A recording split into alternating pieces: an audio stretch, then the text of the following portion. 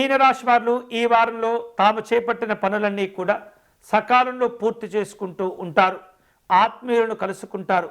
కుటుంబ శుభ కార్యక్రమాల్లో పాల్గొంటుంటారు.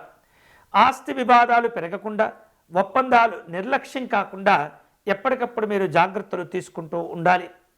మీకున్నటువంటి కోరిక ప్రకారం వాహనాలను కొనుగోలు చేసేటటువంటి ఆలోచనలు చేస్తుంటారు. గౌరవాలను కూడా పొందుతూ ఉంటారు. పలు రకాల సభలు సమావేశాలు ఉంటూ ఉంటాయి.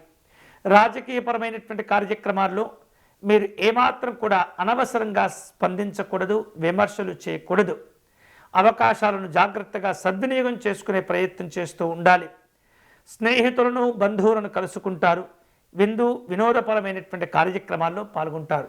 వ్యాపారాల్లో కాస్త ఒత్తిడి ఉన్నప్పటికీ కూడా వాటిని విస్తరింపచేసేటటువంటి ప్రయత్నాలు చేస్తుంటారు. ప్రశాంతంగా ఆలోచిస్తూ ఉండండి.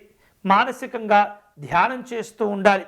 ముఖ్యమైనటువంటి నిర్ణయాలు వాయిదా పడకుండా జాగ్రత్తలు తీసుకోవాలి. వ్యాపారాలు ఈ వారంలో కాస్త మిశ్రమ ఫలితాలు ఇచ్చినప్పటికీ కూడా వాటిల్లో కొన్ని శుభ ఫలితాలు కూడా ఉంటాయి. ఉద్యోగపరంగా ఆశించినటువంటి ప్రయోజనాలను అందుకోగలుగుతారు. రాజకీయపరమైనటువంటి ఇబ్బందులు కనిపిస్తున్నాయి. దూర ప్రాంత ప్రయాణాలు చేసేందుకు సమయం కోసం ఎదురు చూస్తూ ఉంటారు. స్నేహితులను బంధువులను కలుసుకుంటారు. వ్యయ ప్రయాసలు కోర్చి కొన్ని ముఖ్యమైనటువంటి పనులు చేపట్టి పూర్తి చేస్తూ ఉంటారు. ఈ వారం మీనరాశి వారు మరిన్ని శుభ ఫలితాలు పొందేందుకై, ఆత్మస్థైర్యాన్ని పెంచుకునేందుకై సూర్యనారాయణ స్వామిని పూజించటం, ఆరాధించటం మంచిది.